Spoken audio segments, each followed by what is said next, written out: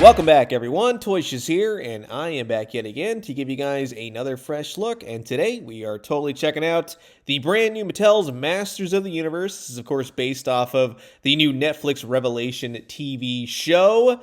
This is the Savage He-Man box set that also comes with Orko. Of course, both of these looks, more or less, are supposed to be based on the Revelation cartoon show. You can clearly see the Savage He-Man on the back from how he appeared in the show. And if you want to screen grab this, you can freeze frame it, whatever you got to do to see a little bit of a bio on him. Here is the barcode as well. These are starting to hit Target stores now, and that's, of course, where I picked up mine. So this is going to be fun. Sit back, relax, grab yourself a nice hot cup of coffee. This is a look at the brand new Masters of the Universe Revelation box set, the Savage He-Man and Orko by Mattel.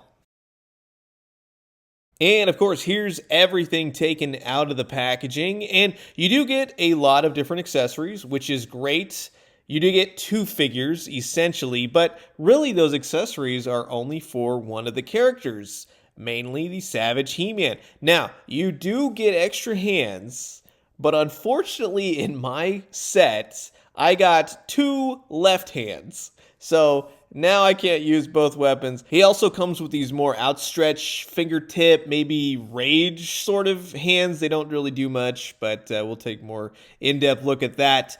He does come with a pretty sweet he-axe, though. That's pretty darn cool. It's painted nicely. It comes with a spear as well. That has fantastic paint. Looks like a rock right there, not gonna lie. Really well done. I mean, it's a spear, but it looks exactly like what it should look like. And for some reason, yes, he does come with the power sword as well. So you get another one if you need it. Now, this particular Savage He-Man, you can look at it a couple different ways, but really he's supposed to be based off of his look in the cartoon, but he's more of a huge hulking monster, whereas this is just the standard He-Man buck body that we've been getting for most of the figures. Now, it does have some decent paint work on it.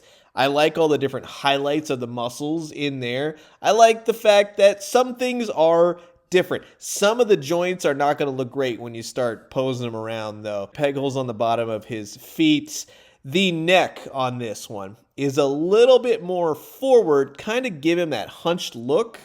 But unfortunately, because of a lack of an extra head, this one's more of a solemn head, so you can't really do that rage-filled scream that he's got going on. Now the show kind of portrays this Savage He-Man version. For the most part, yes, it is the same body type. And of course, just as a heads up, the joints in the legs are extremely stuck. The plastic feels weird on this figure. I don't know why. He's very hollow-ish. However, with all the weapons, with the different hands, if you get the correct hands in your box, yeah, he can hold all the different accessories, and he does it quite well. So I definitely dig that. It's a nice articulated figure. However, it's just something off about him, really, to be honest with you, because the true highlight, the true standout of this set is definitely Orko. We needed an Orko. I really liked Orko in that series. He was one of my favorite characters in there, and he had a pretty good arc to him. And the base on Orko is pretty straightforward. It does have some articulation points on it at the base and then at the top where you would plug it into the body of Orko. But it's nicely done. It's nothing special, but it definitely works. But Orko himself, give it to him all day. He's got a nice sculpt to him. He is very much the character from the Revelation cartoon show. And I totally dig it. He's got nice paint overall. He's got his blue ears. He's got his scarf. Now, the scarf and then his red robes thing has some nice detail on it. Really nice sculpted work. You get some articulation out of the head. And then really the only other articulation points are at the shoulders for him.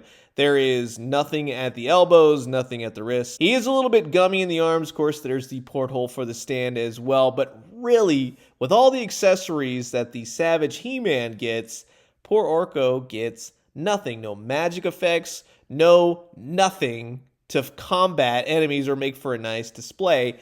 And that's really shortchanging Orko. That's his whole shtick, right? But yes, you can plug the base in. It looks good. It stays nice and sturdy. You can do all kinds of float maneuvers with him. So he is definitely Cool. Now, to kind of show you the comparison, so you have Savage He-Man and He-Man. And as I previously stated, this is primarily supposed to be based off of the Netflix cartoon show. So Savage He-Man, in this sense, is supposed to be that more hulking, mindless monster. But you can totally take it a different way in that in the original look, the comics for He-Man, of which the toys were based off of, you could say that he is more this barbarian, savage type He-Man, and it totally works before he's given all the typical He-Man garb, the boots and everything else. But one thing I do like is that you can finally give your prior He-Man figure the giant axe, and I think that that looks pretty dang good. You can swap the heads, you can put the harness on, you can give him the shields and the gauntlets and everything else.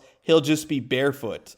So it might not be your cup of tea, but in either sense, I think that this Savage He-Man works for that specific type of early He-Man look. And when you have him paired up with, let's say, Man-at-Arms, he is a little bit taller, so that does work scale-wise, and Orko definitely looks good with Man-at-Arms and He-Man. So I really like how most of the figures here scale well together. Now, here, when you have him posed with Scareglow, as per the Revelation show, this is exactly where you'd want to have powers or magic effects or some kind of energy blast to combat Scareglow. So you could definitely recreate those scenes from the television show. So in all honesty, this box set is nice, but there are a lot of hiccups to it.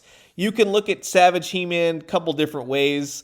I don't think that necessarily the big, hulkish, brutish Savage He-Man went over as great as I would have hoped it to have gone. It's a little bit off-putting in that sense. I do actually like this figure in terms of looking at him as the original comic book look for He-Man, but I don't like the face sculpt on this, or at least giving us more of like that rage sort of. It's too neutral. You know what I mean? It just needed a little bit more oomph to it. That coupled with getting two of the same types of hands. So I'm going to say this. If you're a huge fan of Revelation, if you're a huge fan of these figures, yes, it is a nice set, but there are some problems. The joints on He-Man, it's kind of one of those, yeah, it's good, but it could have been a whole heck of a lot better sort of deal. I really do like the Orko figure, but I really do think that he could have benefited from some more articulation and definitely some magical effects as well. But I am curious to know what you guys think about this Savage He-Man and Orko set. Is it for you? Will you be grabbing? Comment below, let me know. Let's talk everything He-Man.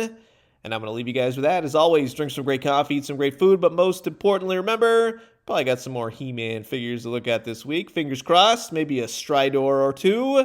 And when you do, let me know what you found. I'll talk to you guys soon. Adios.